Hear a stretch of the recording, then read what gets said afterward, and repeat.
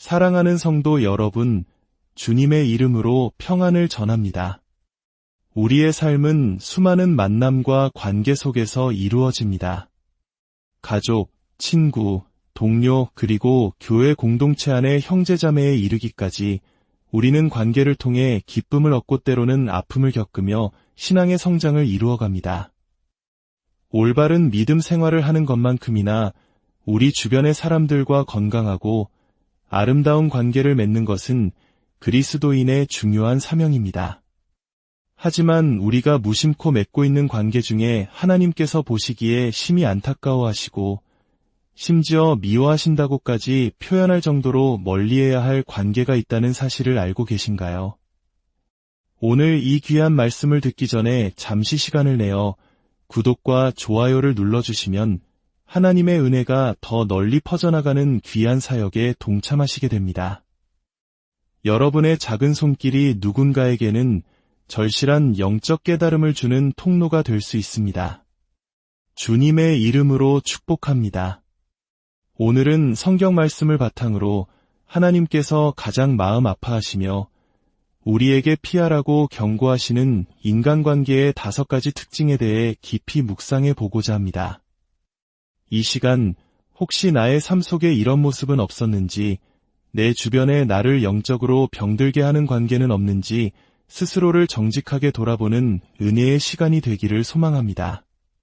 첫째, 하나님보다 사람을 더 앞세우는 관계입니다. 이것은 모든 관계의 죄 중에 가장 근본이 되는 문제입니다. 우리가 어떤 사람을 너무 사랑하거나 의지한 나머지 창조주이신 하나님을 삶의 2번째, 3번째 자리로 밀어내는 것을 의미합니다. 때로는 좋은 사람으로 보이고 싶어서 혹은 그 관계를 잃을까 두려워서 하나님의 뜻에 어긋나는 일인 줄 알면서도 타협하고 동조하는 경우가 바로 여기에 해당합니다. 혹시 친구와의 약속 때문에 주일 예배를 소홀히 한 적은 없으신가요? 혹은 가족의 반대가 두려워 믿음을 당당히 드러내지 못하고 있지는 않으신가요? 그 순간에는 사소한 타협이라 여길지 모르지만 돌아보면 그것은 내 마음의 왕좌에 하나님 되신 사람을 앉힌 우상숭배와 다르지 않습니다.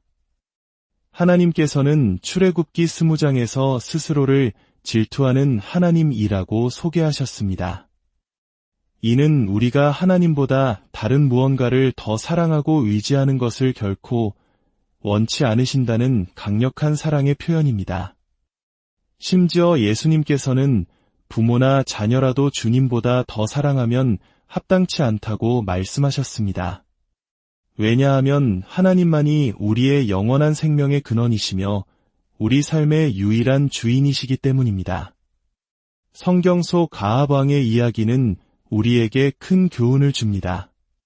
그는 이방 여인 이세벨과 결혼한 후 그녀를 기쁘게 하기 위해 그녀가 섬기던 바알 우상을 이스라엘에 들여왔습니다.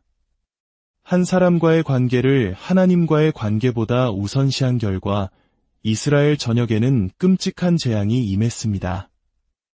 지혜의 왕 솔로몬조차 말년에 수많은 이방 아내들의 요구를 들어주며 우상 숭배를 용납했다가 하나님의 진노를 샀습니다.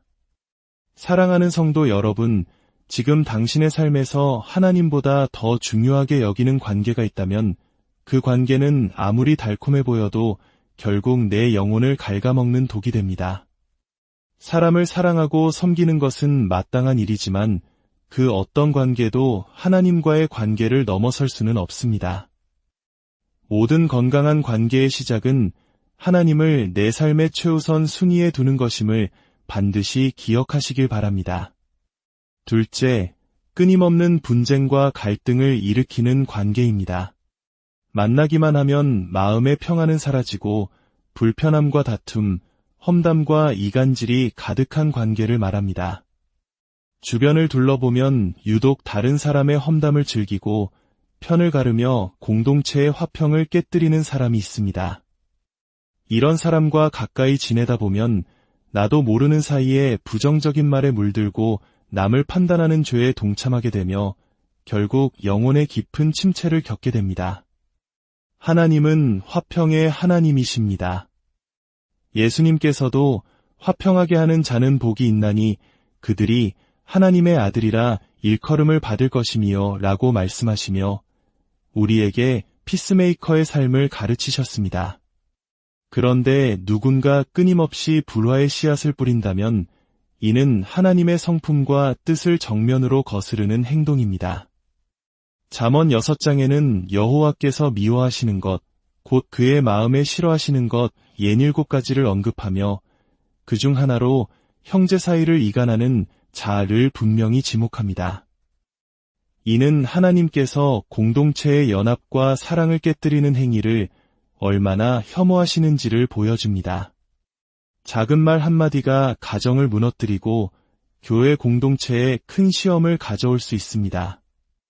우리 자신도 모르게 남의 말을 쉽게 옮기거나 분노 섞인 말을 내뱉고 있지는 않았는지 돌아보아야 합니다. 만일 주변에 늘 분쟁을 일으키는 사람이 있다면, 사랑으로 권면하되 변화가 없다면 지혜롭게 거리를 두는 것이 나의 영혼을 지키는 길입니다. 우리는 다툼을 만드는 자가 아니라 깨어진 곳을 치유하고 화평을 심는 하나님의 자녀가 되어야 합니다. 셋째, 거짓과 속임수가 가득한 관계입니다. 인간관계의 가장 기초는 신뢰입니다. 그러나 그 기초가 거짓으로 세워졌다면 그 관계는 모래성과 같아서 언제 무너질지 모릅니다. 하나님께서는 진리의 하나님이시기에 거짓을 무엇보다 미워하십니다. 잠언 12장 22절은 거짓 입술은 여호와께 미움을 받아도 진실하게 행하는 자는 그의 기뻐하심을 받느니라 고 선포합니다. 더 나아가 예수님께서는 요한복음 8장 44절에서 마귀를 가리켜 거짓의 아비라고 부르셨습니다. 우리가 거짓말을 일삼는 것은 하나님의 자녀가 아닌 마귀의 속성을 닮아가는 무서운 행위라는 뜻입니다. 초대교회 시절 아나니아와 삽비라 부부의 이야기는 우리에게 큰 경종을 울립니다. 그들은 땅을 판 값의 일부를 숨기고도 전부를 바친 것처럼 성령을 속이려 했습니다. 그들은 사람을 속인 것이 아니라 하나님을 속인 것이었고 그 거짓말로 인해 즉각적인 심판을 받아 목숨을 잃었습니다. 이는 공동체 안에서 거짓이 얼마나 심각한 죄인지를 보여주는 극단적인 예입니다. 혹시 누군가의 거짓말로 인해 깊은 상처를 받은 경험이 있으십니까? 그때 느꼈던 배신감과 아픔을 생각해 보십시오. 우리가 서로에게 정직하지 못할 때 하나님께서도 동일한 마음으로 슬퍼하십니다. 때로는 진실을 말하는 것이 두렵고 관계가 서먹해질까 걱정될 수 있습니다. 하지만 결국 하나님께서 기뻐하시고 굳건하게 지켜주시는 관계는 오직 정직함 위에 세워진 관계뿐입니다. 내 안에 숨겨진 거짓이 있다면 오늘 주님 앞에 모두 내려놓고 회개하며 진실함으로 관계를 다시 세워나가는 용기를 구해야 합니다. 넷째, 교만과 질투로 가득한 관계입니다. 한쪽은 늘 우월감에 젖어 상대를 얕보고 다른 한쪽은 시기심에 불타 상대가 잘 되는 것을 배 아파하는 관계. 이런 관계 속에서는 진정한 사랑과 축복이 자라날 수 없습니다. 교만과 질투는 하나님께서 가장 싫어하시는 죄악입니다. 성경은 교만은 패망의 선봉이라 경고하며 하나님은 교만한 자를 대적하시되 겸손한 자들에게는 은혜를 주시느니라 고 분명히 말씀합니다. 우리가 누군가 앞에서 자신을 뽐내고 상대를 무시하는 것은 곧 하나님을 대적하는 행위나 마찬가지입니다. 하나님은 우리가 서로를 섬기며 자신을 낮추기를 원하십니다. 질투는 더욱 무서운 죄입니다. 성경 최초의 살인은 바로 형제간의 질투에서 시작되었습니다. 가인은 동생 아벨의 제물이 하나님께 연락되는 것을 보고 시기심에 불타 결국 동생을 돌로 쳐 죽이는 끔찍한 죄를 저질렀습니다. 야고보서 3장 16절은 시기와 다툼이 있는 곳에는 혼란과 모든 악한 일이 있음이라고 경고합니다. 질투는 그저 작은 감정이 아니라 모든 악을 잉태하는 무서운 뿌리가 될 수 있습니다. 혹시 누군가를 향한 시기심으로 마음이 괴롭지는 않으신가요? 혹은 누군가의 교만한 태도 때문에 관계에 어려움을 겪고 있지는 않으신가요? 그 마음을 하나님 앞에 정직하게 내려놓고 기도해야 합니다. 하나님께서는 우리의 시기심을 없애주시고 대신 서로를 진심으로 축복하고 기뻐해 줄 수 있는 사랑의 마음을 부어주실 것입니다. 우리는 경쟁자가 아니라 그리스도 안에서 함께 천국을 향해 가는 동역자임을 기억해야 합니다. 다섯째, 용서와 사랑이 없는 관계입니다. 살아가면서 우리는 타인에게 크고 작은 상처를 받습니다. 때로는 그 상처가 너무 깊어 저 사람만큼은 도저히 용서할 수 없다는 마음이 들기도 합니다. 그러나 용서하지 못하는 마음을 품고 살아가는 관계, 미움과 원망으로 가득 찬 관계는 하나님께서 가장 슬퍼하시는 모습입니다. 왜냐하면 우리 하나님의 본질이 바로 사랑과 용서이기 때문입니다. 우리는 하나님께로부터 감히 헤아릴 수 없는 크나큰 용서를 받은 죄인들입니다. 우리의 죄를 대신해 아들 예수 그리스도를 십자가에 내어주시기까지 우리를 사랑하시고 용서하셨습니다. 그 엄청난 용서를 받은 우리가 형제의 작은 허물을 용서하지 못한다면 하나님의 마음이 얼마나 아프시겠습니까? 예수님께서는 7번을 70번까지라도 용서하라고 가르치셨고 주기도문을 통해서는 우리가 우리에게 죄 지은 자를 사하여 준 것 같이 우리 죄를 사하여 주시옵고 라고 기도하라 명하셨습니다. 우리가 형제를 용서하는 것이 하나님께 용서받는 조건이 된다는 무서운 말씀입니다. 마음속의 미움은 살인과 같다고 성경은 말합니다. 용서하지 못하는 마음은 상대방이 아니라 나 자신을 미움이라는 감옥에 가두는 일입니다. 분노와 원망은 우리의 영혼과 육체를 병들게 합니다. 하지만 우리의 힘으로는 진정으로 용서하기 어렵습니다. 그래서 우리는 기도해야 합니다. 주님, 제 힘으로는 용서할 수 없습니다. 제게 용서할 수 있는 힘과 사랑을 부어주세요. 그렇게 기도하며 억지로라도 그 사람을 위해 축복하기 시작할 때 성령님께서 우리의 굳은 마음을 녹여주시고 미움의 사슬을 끊어주실 것입니다. 용서는 나를 위한 하나님의 최고의 선물입니다. 그 어떤 상처와 아픔이 있더라도 십자가의 사랑을 의지하여 용서의 발걸음을 내딛는 저와 여러분이 되기를 간절히 기도합니다. 사랑하는 성도 여러분, 오늘 우리는 하나님께서 미워하시는 인간관계의 5가지 특징을 살펴보았습니다. 하나님께서 이것들을 피하라고 하시는 이유는 우리를 정죄하기 위함이 아니라 우리를 너무나 사랑하시기에 우리의 영혼이 병들고 다치는 것을 원치 않으시기 때문입니다.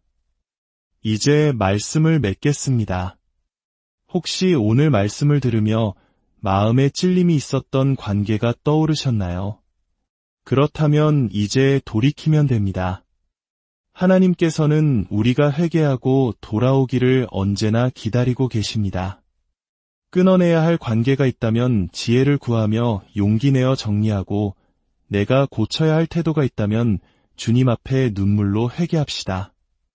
무엇보다 모든 관계의 중심에 하나님을 모시기를 결단합시다. 하나님과의 관계가 바로 설 때 우리의 모든 인간관계도 제자리를 찾게 될 것입니다. 사랑의 하나님 아버지, 오늘 말씀을 통해 우리의 관계를 돌아보게 하시니 감사합니다. 우리 안에 하나님보다 앞세웠던 우상들이 있다면 용서하여 주시고 분쟁과 거짓, 교만과 질투의 죄를 깨끗하게 씻어 주시옵소서. 미움으로 굳어진 우리의 마음에 십자가의 사랑을 부어주사 진정으로 용서하고 사랑하게 하여 주시옵소서. 그리하여 우리의 모든 관계가 하나님 보시기에 아름답고 세상에 그리스도의 향기를 드러내는 축복의 통로가 되게 하여 주시옵소서. 이 영상을 시청하시는 모든 성도님들의 가정과 관계 위에 하나님의 놀라운 평강과 축복이 넘치기를 예수 그리스도의 이름으로 간절히 축원합니다. 오늘의 말씀이 마음에 깊은 울림을 주었다면 이 은혜를 주변 사람들과 함께 나누어 주십시오. 여러분의 나눔을 통해 또 다른 영혼이 회복되는 놀라운 역사가 일어날 줄 믿습니다. 끝까지 경청해 주셔서 진심으로 사랑하는 성도 여러분, 주님의 이름으로 평안을 전합니다. 우리의 삶은 수많은 만남과 관계 속에서 이루어집니다. 가족, 친구, 동료, 그리고 교회 공동체 안의 형제자매에 이르기까지 우리는 관계를 통해 기쁨을 얻고 때로는 아픔을 겪으며 신앙의 성장을 이루어갑니다. 올바른 믿음 생활을 하는 것만큼이나 우리 주변의 사람들과 건강하고 아름다운 관계를 맺는 것은 그리스도인의 중요한 사명입니다. 하지만 우리가 무심코 맺고 있는 관계 중에 하나님께서 보시기에 심히 안타까워하시고 심지어 미워하신다고까지 표현할 정도로 멀리해야 할 관계가 있다는 사실을 알고 계신가요? 오늘 이 귀한 말씀을 듣기 전에 잠시 시간을 내어 구독과 좋아요를 눌러주시면 하나님의 은혜가 더 널리 퍼져나가는 귀한 사역에 동참하시게 됩니다. 여러분의 작은 손길이 누군가에게는 절실한 영적 깨달음을 주는 통로가 될 수 있습니다. 주님의 이름으로 축복합니다. 오늘은 성경 말씀을 바탕으로 하나님께서 가장 마음 아파하시며 우리에게 피하라고 경고하시는 인간관계의 5가지 특징에 대해 깊이 묵상해 보고자 합니다. 이 시간 혹시 나의 삶 속에 이런 모습은 없었는지, 내 주변에 나를 영적으로 병들게 하는 관계는 없는지 스스로를 정직하게 돌아보는 은혜의 시간이 되기를 소망합니다. 첫째, 하나님보다 사람을 더 앞세우는 관계입니다. 이것은 모든 관계의 죄 중에 가장 근본이 되는 문제입니다. 우리가 어떤 사람을 너무 사랑하거나 의지한 나머지 창조주이신 하나님을 삶의 2번째, 3번째 자리로 밀어내는 것을 의미합니다. 때로는 좋은 사람으로 보이고 싶어서 혹은 그 관계를 잃을까 두려워서 하나님의 뜻에 어긋나는 일인 줄 알면서도 타협하고 동조하는 경우가 바로 여기에 해당합니다. 혹시 친구와의 약속 때문에 주일 예배를 소홀히 한 적은 없으신가요? 혹은 가족의 반대가 두려워 믿음을 당당히 드러내지 못하고 있지는 않으신가요? 그 순간에는 사소한 타협이라 여길지 모르지만 돌아보면 그것은 내 마음의 왕좌에 하나님 되신 사람을 앉힌 우상숭배와 다르지 않습니다. 하나님께서는 출애굽기 20장에서 스스로를 질투하는 하나님이라고 소개하셨습니다. 이는 우리가 하나님보다 다른 무언가를 더 사랑하고 의지하는 것을 결코 원치 않으신다는 강력한 사랑의 표현입니다. 심지어 예수님께서는 부모나 자녀라도 주님보다 더 사랑하면 합당치 않다고 말씀하셨습니다. 왜냐하면 하나님만이 우리의 영원한 생명의 근원이시며 우리 삶의 유일한 주인이시기 때문입니다. 성경 속 아합 왕의 이야기는 우리에게 큰 교훈을 줍니다. 그는 이방 여인 이세벨과 결혼한 후 그녀를 기쁘게 하기 위해 그녀가 섬기던 바알 우상을 이스라엘에 들여왔습니다. 한 사람과의 관계를 하나님과의 관계보다 우선시한 결과 이스라엘 전역에는 끔찍한 재앙이 임했습니다. 지혜의 왕 솔로몬조차 말년에 수많은 이방 아내들의 요구를 들어주며 우상 숭배를 용납했다가 하나님의 진노를 샀습니다. 사랑하는 성도 여러분, 지금 당신의 삶에서 하나님보다 더 중요하게 여기는 관계가 있다면 그 관계는 아무리 달콤해 보여도 결국 내 영혼을 갉아먹는 독이 됩니다. 사람을 사랑하고 섬기는 것은 마땅한 일이지만 그 어떤 관계도 하나님과의 관계를 넘어설 수는 없습니다. 모든 건강한 관계의 시작은 하나님을 내 삶의 최우선 순위에 두는 것임을 반드시 기억하시길 바랍니다. 둘째, 끊임없는 분쟁과 갈등을 일으키는 관계입니다. 만나기만 하면 마음의 평안은 사라지고 불편함과 다툼, 험담과 이간질이 가득한 관계를 말합니다. 주변을 둘러보면 유독 다른 사람의 험담을 즐기고 편을 가르며 공동체의 화평을 깨뜨리는 사람이 있습니다. 이런 사람과 가까이 지내다 보면 나도 모르는 사이에 부정적인 말에 물들고 남을 판단하는 죄에 동참하게 되며 결국 영혼의 깊은 침체를 겪게 됩니다. 하나님은 화평의 하나님이십니다. 예수님께서도 화평하게 하는 자는 복이 있나니 그들이 하나님의 아들이라 일컬음을 받을 것이미요 라고 말씀하시며 우리에게 피스메이커의 삶을 가르치셨습니다. 그런데 누군가 끊임없이 불화의 씨앗을 뿌린다면 이는 하나님의 성품과 뜻을 정면으로 거스르는 행동입니다.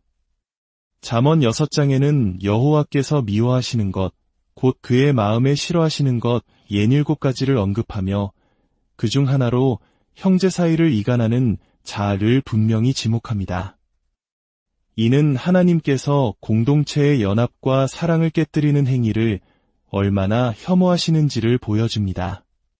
작은 말 한마디가 가정을 무너뜨리고 교회 공동체에 큰 시험을 가져올 수 있습니다. 우리 자신도 모르게 남의 말을 쉽게 옮기거나 분노 섞인 말을 내뱉고 있지는 않았는지 돌아보아야 합니다.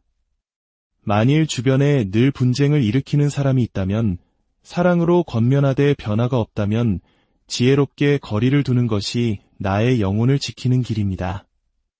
우리는 다툼을 만드는 자가 아니라 깨어진 곳을 치유하고 화평을 심는 하나님의 자녀가 되어야 합니다. 셋째, 거짓과 속임수가 가득한 관계입니다. 인간관계의 가장 기초는 신뢰입니다.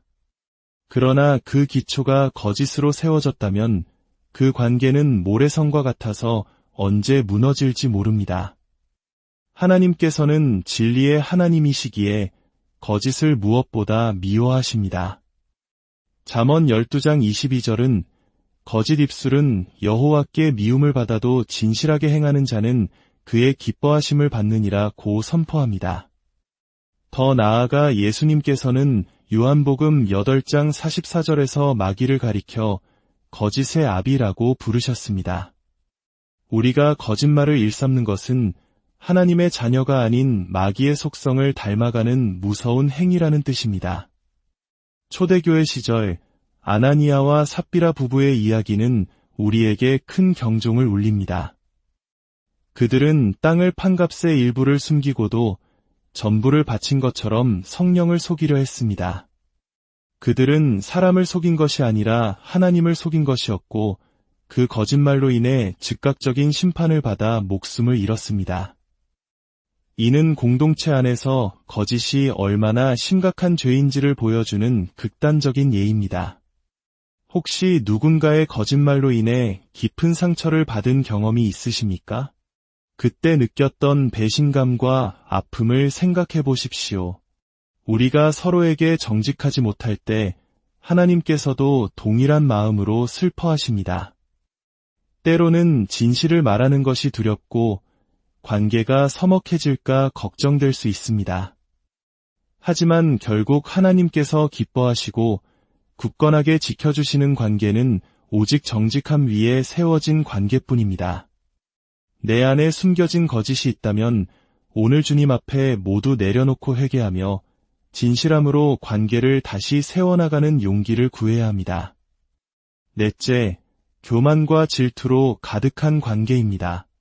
한쪽은 늘 우월감에 젖어 상대를 얕보고 다른 한쪽은 시기심에 불타 상대가 잘 되는 것을 배 아파하는 관계. 이런 관계 속에서는 진정한 사랑과 축복이 자라날 수 없습니다. 교만과 질투는 하나님께서 가장 싫어하시는 죄악입니다. 성경은 교만은 패망의 선봉이라 경고하며 하나님은 교만한 자를 대적하시되 겸손한 자들에게는 은혜를 주시느니라 고 분명히 말씀합니다. 우리가 누군가 앞에서 자신을 뽐내고 상대를 무시하는 것은 곧 하나님을 대적하는 행위나 마찬가지입니다. 하나님은 우리가 서로를 섬기며 자신을 낮추기를 원하십니다. 질투는 더욱 무서운 죄입니다. 성경 최초의 살인은 바로 형제간의 질투에서 시작되었습니다. 가인은 동생 아벨의 제물이 하나님께 연락되는 것을 보고 시기심에 불타 결국 동생을 돌로 쳐 죽이는 끔찍한 죄를 저질렀습니다. 야고보서 3장 16절은 시기와 다툼이 있는 곳에는 혼란과 모든 악한 일이 있음이라고 경고합니다. 질투는 그저 작은 감정이 아니라 모든 악을 잉태하는 무서운 뿌리가 될 수 있습니다. 혹시 누군가를 향한 시기심으로 마음이 괴롭지는 않으신가요? 혹은 누군가의 교만한 태도 때문에 관계에 어려움을 겪고 있지는 않으신가요? 그 마음을 하나님 앞에 정직하게 내려놓고 기도해야 합니다. 하나님께서는 우리의 시기심을 없애주시고 대신 서로를 진심으로 축복하고 기뻐해 줄 수 있는 사랑의 마음을 부어주실 것입니다. 우리는 경쟁자가 아니라 그리스도 안에서 함께 천국을 향해 가는 동역자임을 기억해야 합니다. 5째, 용서와 사랑이 없는 관계입니다. 살아가면서 우리는 타인에게 크고 작은 상처를 받습니다.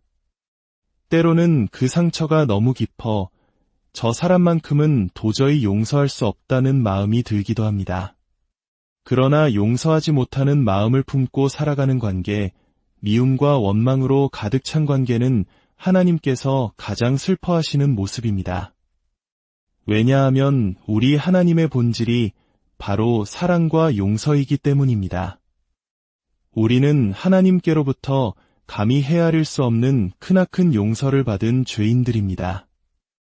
우리의 죄를 대신해 아들 예수 그리스도를 십자가에 내어주시기까지 우리를 사랑하시고 용서하셨습니다. 그 엄청난 용서를 받은 우리가 형제의 작은 허물을 용서하지 못한다면 하나님의 마음이 얼마나 아프시겠습니까? 예수님께서는 7번을 70번까지라도 용서하라고 가르치셨고 주기도문을 통해서는 우리가 우리에게 죄 지은 자를 사하여 준 것 같이 우리 죄를 사하여 주시옵고 라고 기도하라 명하셨습니다. 우리가 형제를 용서하는 것이 하나님께 용서받는 조건이 된다는 무서운 말씀입니다. 마음속의 미움은 살인과 같다고 성경은 말합니다. 용서하지 못하는 마음은 상대방이 아니라 나 자신을 미움이라는 감옥에 가두는 일입니다. 분노와 원망은 우리의 영혼과 육체를 병들게 합니다. 하지만 우리의 힘으로는 진정으로 용서하기 어렵습니다. 그래서 우리는 기도해야 합니다. 주님, 제 힘으로는 용서할 수 없습니다. 제게 용서할 수 있는 힘과 사랑을 부어주세요. 그렇게 기도하며 억지로라도 그 사람을 위해 축복하기 시작할 때 성령님께서 우리의 굳은 마음을 녹여주시고 미움의 사슬을 끊어주실 것입니다. 용서는 나를 위한 하나님의 최고의 선물입니다. 그 어떤 상처와 아픔이 있더라도 십자가의 사랑을 의지하여 용서의 발걸음을 내딛는 저와 여러분이 되기를 간절히 기도합니다. 사랑하는 성도 여러분, 오늘 우리는 하나님께서 미워하시는 인간관계의 5가지 특징을 살펴보았습니다. 하나님께서 이것들을 피하라고 하시는 이유는 우리를 정죄하기 위함이 아니라 우리를 너무나 사랑하시기에 우리의 영혼이 병들고 다치는 것을 원치 않으시기 때문입니다. 이제 말씀을 맺겠습니다. 혹시 오늘 말씀을 들으며 마음에 찔림이 있었던 관계가 떠오르셨나요? 그렇다면 이제 돌이키면 됩니다.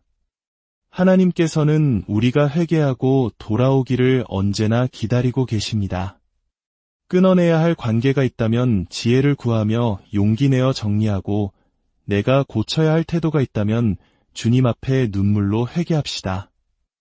무엇보다 모든 관계의 중심에 하나님을 모시기를 결단합시다. 하나님과의 관계가 바로 설 때 우리의 모든 인간관계도 제자리를 찾게 될 것입니다. 사랑의 하나님 아버지, 오늘 말씀을 통해 우리의 관계를 돌아보게 하시니 감사합니다.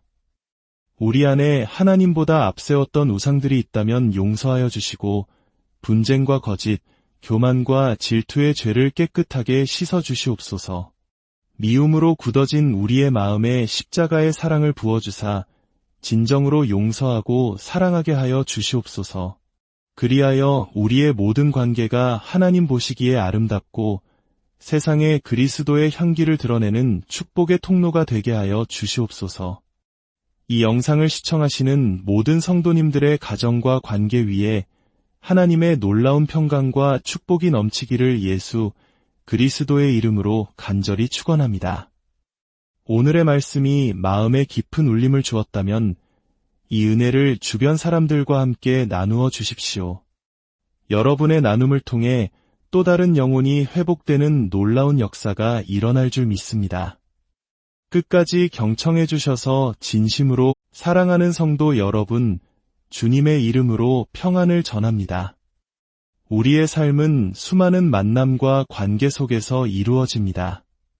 가족, 친구, 동료, 그리고 교회 공동체 안의 형제자매에 이르기까지 우리는 관계를 통해 기쁨을 얻고 때로는 아픔을 겪으며 신앙의 성장을 이루어갑니다. 올바른 믿음 생활을 하는 것만큼이나 우리 주변의 사람들과 건강하고 아름다운 관계를 맺는 것은 그리스도인의 중요한 사명입니다. 하지만 우리가 무심코 맺고 있는 관계 중에 하나님께서 보시기에 심히 안타까워하시고 심지어 미워하신다고까지 표현할 정도로 멀리해야 할 관계가 있다는 사실을 알고 계신가요? 오늘 이 귀한 말씀을 듣기 전에 잠시 시간을 내어 구독과 좋아요를 눌러주시면 하나님의 은혜가 더 널리 퍼져나가는 귀한 사역에 동참하시게 됩니다. 여러분의 작은 손길이 누군가에게는 절실한 영적 깨달음을 주는 통로가 될 수 있습니다. 주님의 이름으로 축복합니다. 오늘은 성경 말씀을 바탕으로 하나님께서 가장 마음 아파하시며 우리에게 피하라고 경고하시는 인간관계의 5가지 특징에 대해 깊이 묵상해 보고자 합니다. 이 시간 혹시 나의 삶 속에 이런 모습은 없었는지, 내 주변에 나를 영적으로 병들게 하는 관계는 없는지 스스로를 정직하게 돌아보는 은혜의 시간이 되기를 소망합니다. 첫째, 하나님보다 사람을 더 앞세우는 관계입니다. 이것은 모든 관계의 죄 중에 가장 근본이 되는 문제입니다. 우리가 어떤 사람을 너무 사랑하거나 의지한 나머지 창조주이신 하나님을 삶의 2번째, 3번째 자리로 밀어내는 것을 의미합니다. 때로는 좋은 사람으로 보이고 싶어서 혹은 그 관계를 잃을까 두려워서 하나님의 뜻에 어긋나는 일인 줄 알면서도 타협하고 동조하는 경우가 바로 여기에 해당합니다. 혹시 친구와의 약속 때문에 주일 예배를 소홀히 한 적은 없으신가요? 혹은 가족의 반대가 두려워 믿음을 당당히 드러내지 못하고 있지는 않으신가요? 그 순간에는 사소한 타협이라 여길지 모르지만 돌아보면 그것은 내 마음의 왕좌에 하나님 되신 사람을 앉힌 우상숭배와 다르지 않습니다. 하나님께서는 출애굽기 20장에서 스스로를 질투하는 하나님이라고 소개하셨습니다. 이는 우리가 하나님보다 다른 무언가를 더 사랑하고 의지하는 것을 결코 원치 않으신다는 강력한 사랑의 표현입니다. 심지어 예수님께서는 부모나 자녀라도 주님보다 더 사랑하면 합당치 않다고 말씀하셨습니다. 왜냐하면 하나님만이 우리의 영원한 생명의 근원이시며 우리 삶의 유일한 주인이시기 때문입니다. 성경 속 아합 왕의 이야기는 우리에게 큰 교훈을 줍니다. 그는 이방 여인 이세벨과 결혼한 후 그녀를 기쁘게 하기 위해 그녀가 섬기던 바알 우상을 이스라엘에 들여왔습니다. 한 사람과의 관계를 하나님과의 관계보다 우선시한 결과 이스라엘 전역에는 끔찍한 재앙이 임했습니다. 지혜의 왕 솔로몬조차 말년에 수많은 이방 아내들의 요구를 들어주며 우상 숭배를 용납했다가 하나님의 진노를 샀습니다. 사랑하는 성도 여러분, 지금 당신의 삶에서 하나님보다 더 중요하게 여기는 관계가 있다면 그 관계는 아무리 달콤해 보여도 결국 내 영혼을 갉아먹는 독이 됩니다. 사람을 사랑하고 섬기는 것은 마땅한 일이지만 그 어떤 관계도 하나님과의 관계를 넘어설 수는 없습니다. 모든 건강한 관계의 시작은 하나님을 내 삶의 최우선 순위에 두는 것임을 반드시 기억하시길 바랍니다. 둘째, 끊임없는 분쟁과 갈등을 일으키는 관계입니다. 만나기만 하면 마음의 평안은 사라지고 불편함과 다툼, 험담과 이간질이 가득한 관계를 말합니다. 주변을 둘러보면 유독 다른 사람의 험담을 즐기고 편을 가르며 공동체의 화평을 깨뜨리는 사람이 있습니다. 이런 사람과 가까이 지내다 보면 나도 모르는 사이에 부정적인 말에 물들고 남을 판단하는 죄에 동참하게 되며 결국 영혼의 깊은 침체를 겪게 됩니다. 하나님은 화평의 하나님이십니다. 예수님께서도 화평하게 하는 자는 복이 있나니 그들이 하나님의 아들이라 일컬음을 받을 것이미요 라고 말씀하시며 우리에게 피스메이커의 삶을 가르치셨습니다. 그런데 누군가 끊임없이 불화의 씨앗을 뿌린다면 이는 하나님의 성품과 뜻을 정면으로 거스르는 행동입니다. 잠언 6장에는 여호와께서 미워하시는 것, 곧 그의 마음에 싫어하시는 것 67가지를 언급하며 그중 하나로 형제 사이를 이간하는 자아를 분명히 지목합니다. 이는 하나님께서 공동체의 연합과 사랑을 깨뜨리는 행위를 얼마나 혐오하시는지를 보여줍니다. 작은 말 한마디가 가정을 무너뜨리고 교회 공동체에 큰 시험을 가져올 수 있습니다. 우리 자신도 모르게 남의 말을 쉽게 옮기거나 분노 섞인 말을 내뱉고 있지는 않았는지 돌아보아야 합니다. 만일 주변에 늘 분쟁을 일으키는 사람이 있다면 사랑으로 권면하되 변화가 없다면 지혜롭게 거리를 두는 것이 나의 영혼을 지키는 길입니다. 우리는 다툼을 만드는 자가 아니라 깨어진 곳을 치유하고 화평을 심는 하나님의 자녀가 되어야 합니다. 셋째, 거짓과 속임수가 가득한 관계입니다. 인간관계의 가장 기초는 신뢰입니다. 그러나 그 기초가 거짓으로 세워졌다면 그 관계는 모래성과 같아서 언제 무너질지 모릅니다. 하나님께서는 진리의 하나님이시기에 거짓을 무엇보다 미워하십니다. 잠언 12장 22절은 거짓 입술은 여호와께 미움을 받아도 진실하게 행하는 자는 그의 기뻐하심을 받느니라고 선포합니다. 더 나아가 예수님께서는 요한복음 8장 44절에서 마귀를 가리켜 거짓의 아비라고 부르셨습니다. 우리가 거짓말을 일삼는 것은 하나님의 자녀가 아닌 마귀의 속성을 닮아가는 무서운 행위라는 뜻입니다. 초대교회 시절 아나니아와 삽비라 부부의 이야기는 우리에게 큰 경종을 울립니다. 그들은 땅을 판 값의 일부를 숨기고도 전부를 바친 것처럼 성령을 속이려 했습니다. 그들은 사람을 속인 것이 아니라 하나님을 속인 것이었고 그 거짓말로 인해 즉각적인 심판을 받아 목숨을 잃었습니다. 이는 공동체 안에서 거짓이 얼마나 심각한 죄인지를 보여주는 극단적인 예입니다. 혹시 누군가의 거짓말로 인해 깊은 상처를 받은 경험이 있으십니까? 그때 느꼈던 배신감과 아픔을 생각해 보십시오. 우리가 서로에게 정직하지 못할 때 하나님께서도 동일한 마음으로 슬퍼하십니다. 때로는 진실을 말하는 것이 두렵고 관계가 서먹해질까 걱정될 수 있습니다. 하지만 결국 하나님께서 기뻐하시고 굳건하게 지켜주시는 관계는 오직 정직함 위에 세워진 관계뿐입니다. 내 안에 숨겨진 거짓이 있다면 오늘 주님 앞에 모두 내려놓고 회개하며 진실함으로 관계를 다시 세워나가는 용기를 구해야 합니다. 넷째, 교만과 질투로 가득한 관계입니다. 한쪽은 늘 우월감에 젖어 상대를 얕보고 다른 한쪽은 시기심에 불타 상대가 잘 되는 것을 배 아파하는 관계.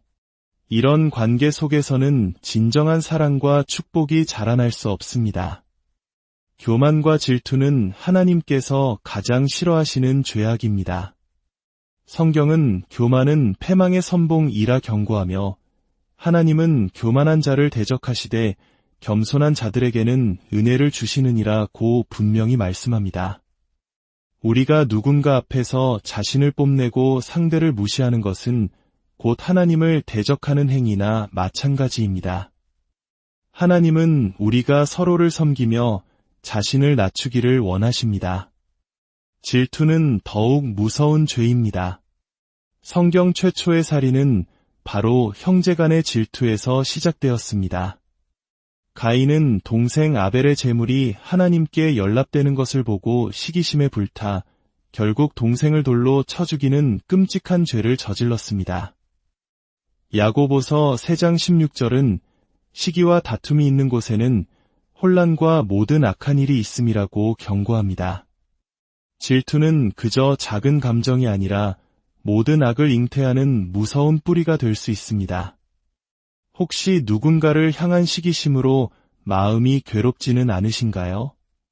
혹은 누군가의 교만한 태도 때문에 관계에 어려움을 겪고 있지는 않으신가요? 그 마음을 하나님 앞에 정직하게 내려놓고 기도해야 합니다. 하나님께서는 우리의 시기심을 없애주시고 대신 서로를 진심으로 축복하고 기뻐해 줄 수 있는 사랑의 마음을 부어주실 것입니다. 우리는 경쟁자가 아니라 그리스도 안에서 함께 천국을 향해 가는 동역자임을 기억해야 합니다. 5째, 용서와 사랑이 없는 관계입니다. 살아가면서 우리는 타인에게 크고 작은 상처를 받습니다. 때로는 그 상처가 너무 깊어 저 사람만큼은 도저히 용서할 수 없다는 마음이 들기도 합니다. 그러나 용서하지 못하는 마음을 품고 살아가는 관계, 미움과 원망으로 가득 찬 관계는 하나님께서 가장 슬퍼하시는 모습입니다. 왜냐하면 우리 하나님의 본질이 바로 사랑과 용서이기 때문입니다. 우리는 하나님께로부터 감히 헤아릴 수 없는 크나큰 용서를 받은 죄인들입니다. 우리의 죄를 대신해 아들 예수 그리스도를 십자가에 내어주시기까지 우리를 사랑하시고 용서하셨습니다. 그 엄청난 용서를 받은 우리가 형제의 작은 허물을 용서하지 못한다면 하나님의 마음이 얼마나 아프시겠습니까? 예수님께서는 7번을 70번까지라도 용서하라고 가르치셨고 주기도문을 통해서는 우리가 우리에게 죄 지은 자를 사하여 준 것 같이 우리 죄를 사하여 주시옵고 라고 기도하라 명하셨습니다. 우리가 형제를 용서하는 것이 하나님께 용서받는 조건이 된다는 무서운 말씀입니다. 마음속의 미움은 살인과 같다고 성경은 말합니다. 용서하지 못하는 마음은 상대방이 아니라 나 자신을 미움이라는 감옥에 가두는 일입니다. 분노와 원망은 우리의 영혼과 육체를 병들게 합니다. 하지만 우리의 힘으로는 진정으로 용서하기 어렵습니다. 그래서 우리는 기도해야 합니다. 주님, 제 힘으로는 용서할 수 없습니다. 제게 용서할 수 있는 힘과 사랑을 부어주세요. 그렇게 기도하며 억지로라도 그 사람을 위해 축복하기 시작할 때 성령님께서 우리의 굳은 마음을 녹여주시고 미움의 사슬을 끊어주실 것입니다. 용서는 나를 위한 하나님의 최고의 선물입니다. 그 어떤 상처와 아픔이 있더라도 십자가의 사랑을 의지하여 용서의 발걸음을 내딛는 저와 여러분이 되기를 간절히 기도합니다. 사랑하는 성도 여러분, 오늘 우리는 하나님께서 미워하시는 인간관계의 5가지 특징을 살펴보았습니다. 하나님께서 이것들을 피하라고 하시는 이유는 우리를 정죄하기 위함이 아니라 우리를 너무나 사랑하시기에 우리의 영혼이 병들고 다치는 것을 원치 않으시기 때문입니다. 이제 말씀을 맺겠습니다. 혹시 오늘 말씀을 들으며 마음에 찔림이 있었던 관계가 떠오르셨나요? 그렇다면 이제 돌이키면 됩니다. 하나님께서는 우리가 회개하고 돌아오기를 언제나 기다리고 계십니다. 끊어내야 할 관계가 있다면 지혜를 구하며 용기 내어 정리하고 내가 고쳐야 할 태도가 있다면 주님 앞에 눈물로 회개합시다. 무엇보다 모든 관계의 중심에 하나님을 모시기를 결단합시다. 하나님과의 관계가 바로 설 때 우리의 모든 인간관계도 제자리를 찾게 될 것입니다. 사랑의 하나님 아버지, 오늘 말씀을 통해 우리의 관계를 돌아보게 하시니 감사합니다.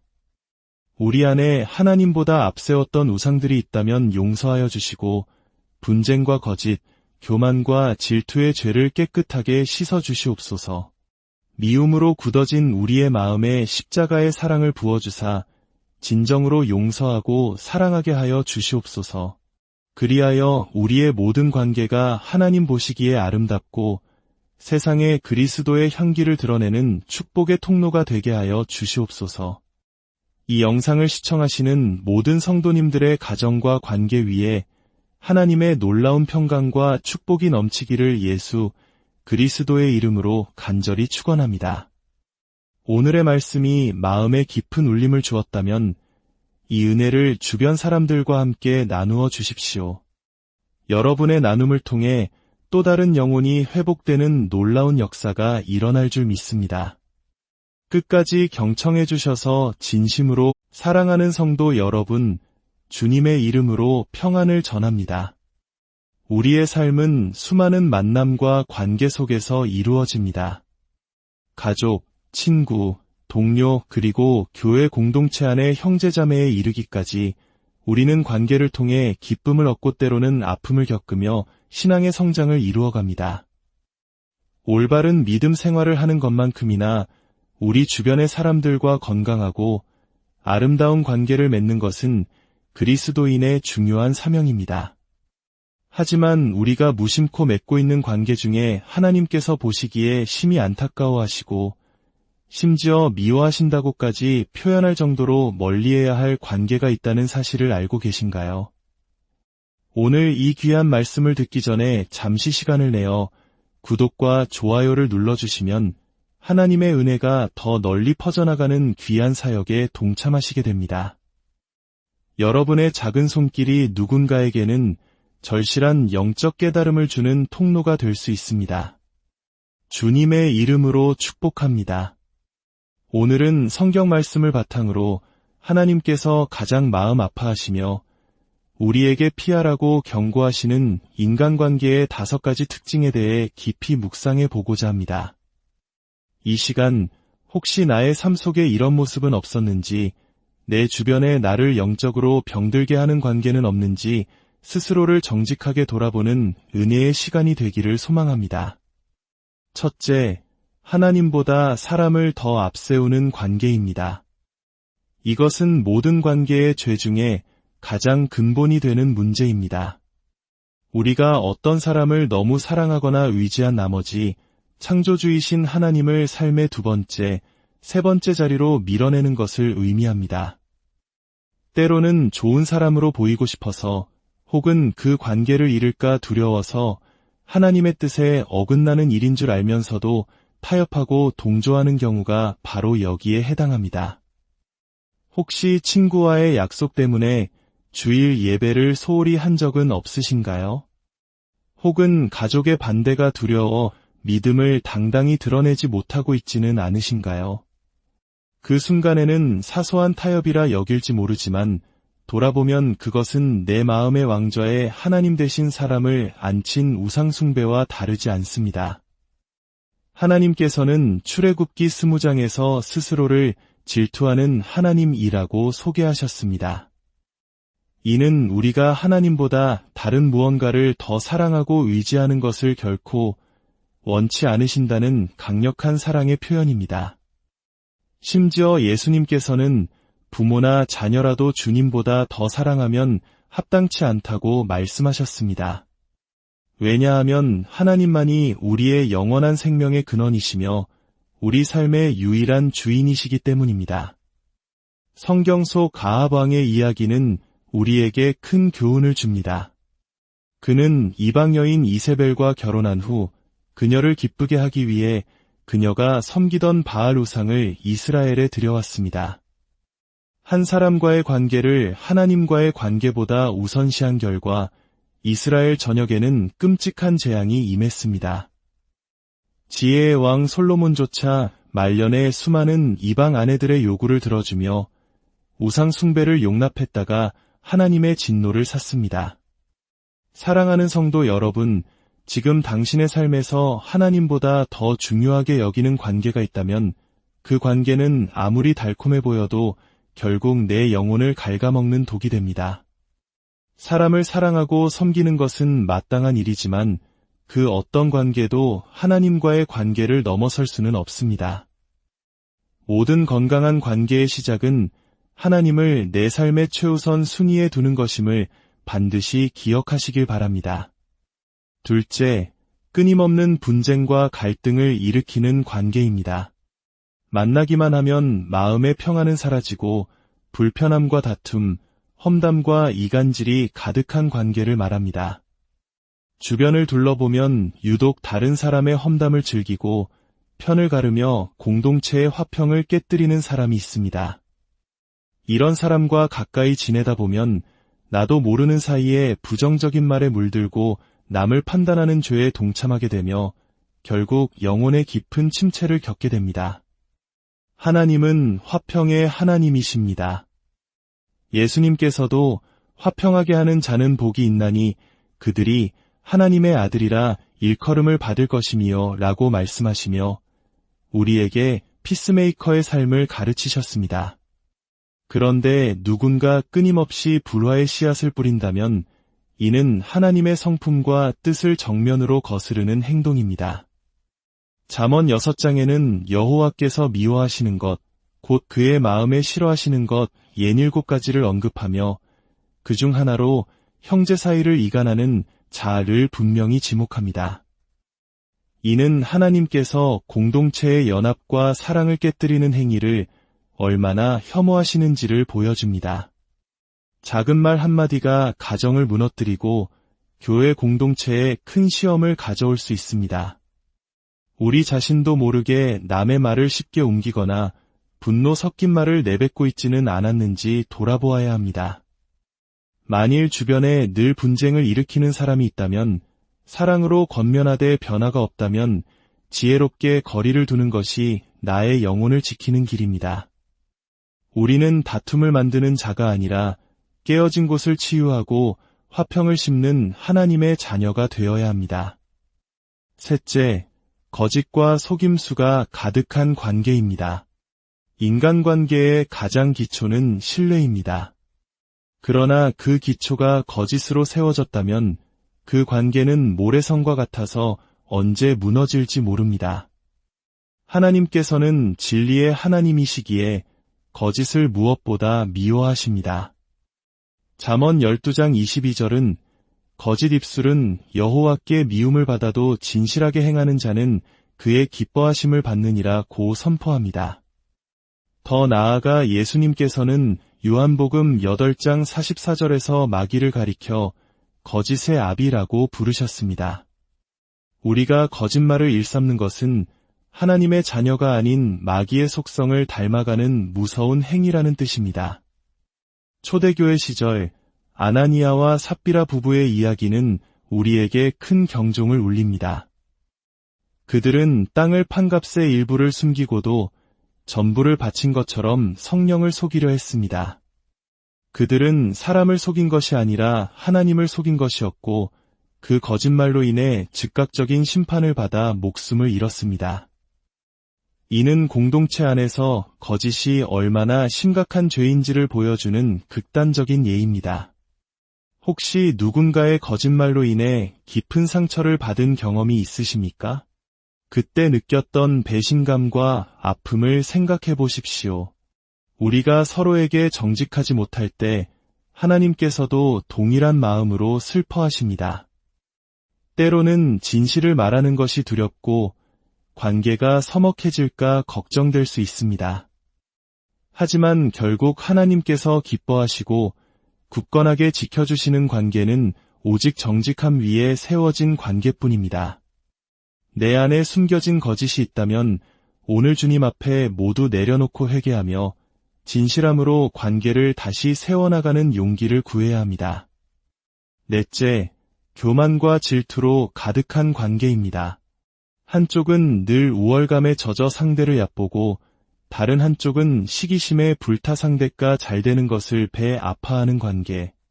이런 관계 속에서는 진정한 사랑과 축복이 자라날 수 없습니다. 교만과 질투는 하나님께서 가장 싫어하시는 죄악입니다. 성경은 교만은 패망의 선봉이라 경고하며 하나님은 교만한 자를 대적하시되 겸손한 자들에게는 은혜를 주시느니라고 분명히 말씀합니다. 우리가 누군가 앞에서 자신을 뽐내고 상대를 무시하는 것은 곧 하나님을 대적하는 행위나 마찬가지입니다. 하나님은 우리가 서로를 섬기며 자신을 낮추기를 원하십니다. 질투는 더욱 무서운 죄입니다. 성경 최초의 살인은 바로 형제간의 질투에서 시작되었습니다. 가인은 동생 아벨의 제물이 하나님께 연락되는 것을 보고 시기심에 불타 결국 동생을 돌로 쳐 죽이는 끔찍한 죄를 저질렀습니다. 야고보서 3장 16절은 시기와 다툼이 있는 곳에는 혼란과 모든 악한 일이 있음이라고 경고합니다. 질투는 그저 작은 감정이 아니라 모든 악을 잉태하는 무서운 뿌리가 될 수 있습니다. 혹시 누군가를 향한 시기심으로 마음이 괴롭지는 않으신가요? 혹은 누군가의 교만한 태도 때문에 관계에 어려움을 겪고 있지는 않으신가요? 그 마음을 하나님 앞에 정직하게 내려놓고 기도해야 합니다. 하나님께서는 우리의 시기심을 없애주시고 대신 서로를 진심으로 축복하고 기뻐해 줄 수 있는 사랑의 마음을 부어주실 것입니다. 우리는 경쟁자가 아니라 그리스도 안에서 함께 천국을 향해 가는 동역자임을 기억해야 합니다. 5째, 용서와 사랑이 없는 관계입니다. 살아가면서 우리는 타인에게 크고 작은 상처를 받습니다. 때로는 그 상처가 너무 깊어 저 사람만큼은 도저히 용서할 수 없다는 마음이 들기도 합니다. 그러나 용서하지 못하는 마음을 품고 살아가는 관계, 미움과 원망으로 가득 찬 관계는 하나님께서 가장 슬퍼하시는 모습입니다. 왜냐하면 우리 하나님의 본질이 바로 사랑과 용서이기 때문입니다. 우리는 하나님께로부터 감히 헤아릴 수 없는 크나큰 용서를 받은 죄인들입니다. 우리의 죄를 대신해 아들 예수 그리스도를 십자가에 내어주시기까지 우리를 사랑하시고 용서하셨습니다. 그 엄청난 용서를 받은 우리가 형제의 작은 허물을 용서하지 못한다면 하나님의 마음이 얼마나 아프시겠습니까? 예수님께서는 7번을 70번까지라도 용서하라고 가르치셨고 주기도문을 통해서는 우리가 우리에게 죄 지은 자를 사하여 준 것 같이 우리 죄를 사하여 주시옵고 라고 기도하라 명하셨습니다. 우리가 형제를 용서하는 것이 하나님께 용서받는 조건이 된다는 무서운 말씀입니다. 마음속의 미움은 살인과 같다고 성경은 말합니다. 용서하지 못하는 마음은 상대방이 아니라 나 자신을 미움이라는 감옥에 가두는 일입니다. 분노와 원망은 우리의 영혼과 육체를 병들게 합니다. 하지만 우리의 힘으로는 진정으로 용서하기 어렵습니다. 그래서 우리는 기도해야 합니다.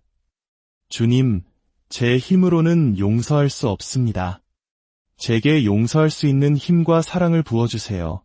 그렇게 기도하며 억지로라도 그 사람을 위해 축복하기 시작할 때 성령님께서 우리의 굳은 마음을 녹여주시고 미움의 사슬을 끊어주실 것입니다.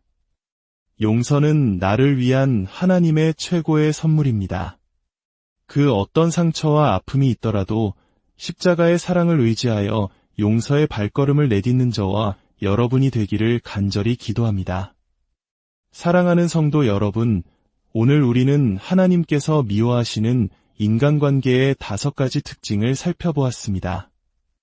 하나님께서 이것들을 피하라고 하시는 이유는 우리를 정죄하기 위함이 아니라 우리를 너무나 사랑하시기에 우리의 영혼이 병들고 다치는 것을 원치 않으시기 때문입니다. 이제 말씀을 맺겠습니다. 혹시 오늘 말씀을 들으며 마음에 찔림이 있었던 관계가 떠오르셨나요? 그렇다면 이제 돌이키면 됩니다. 하나님께서는 우리가 회개하고 돌아오기를 언제나 기다리고 계십니다. 끊어내야 할 관계가 있다면 지혜를 구하며 용기 내어 정리하고 내가 고쳐야 할 태도가 있다면 주님 앞에 눈물로 회개합시다. 무엇보다 모든 관계의 중심에 하나님을 모시기를 결단합시다.